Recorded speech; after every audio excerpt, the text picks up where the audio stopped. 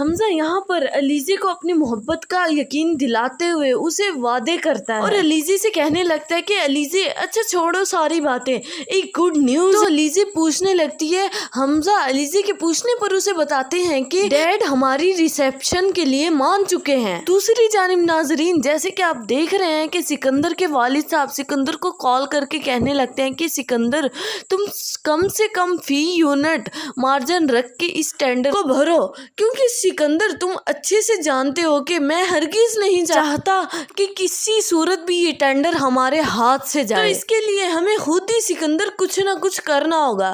تو سکندر اپنے ڈیڈ کی یہ بات سنتے ہی اپنے ڈیڈ کو جواب دینے لگتا ہے، اوکے ڈیڈ میں کچھ کرتا ہوں۔ جبکہ دوسری جانب علیزی کھڑے ہوئے سکندر اور اس کے والد کی یہ گپ شپ ساری سن رہی ہوتی ہیں اور اس میں ایک قسم کی گواہ ملوث ہو چکی ہوتی ہے۔ سکندر اپنے والد سے کہنے لگتا ہے کہ نہیں جائے گا ڈیڈ، ڈونٹ وری، آپ ٹینشن مت لیں، میں وہی سب کر رہا ہوں۔ جیسے ہی فرید صاحب یونٹس والی فائل اٹھاتے ہیں اور دیکھنے لگتے ہیں تو ورکر فوراً سے بولنے لگتی ہے کہ اس پر تو پر یونٹ کچھ زیادہ مینشن نہیں کیے ہوئے، جبکہ اس وقت علیزی اور حمزہ بھی وہیں پر موجود ہوتے ہیں اور ان کے ذہنوں میں مختلف خیالات جنم لے رہے ہوتے ہیں۔ تو فرید صاحب یہ سب کچھ سننے کے بعد فوراً سے سکندر کو آواز لگاتے ہیں۔ سکندر جیسے باہر آتا ہے تو ان سے پوچھتے ہوئے ان سے تفتیش کرنے کی کوشش کرتے ہیں کہ آخر یہ سارا ماجرا کیا ہے۔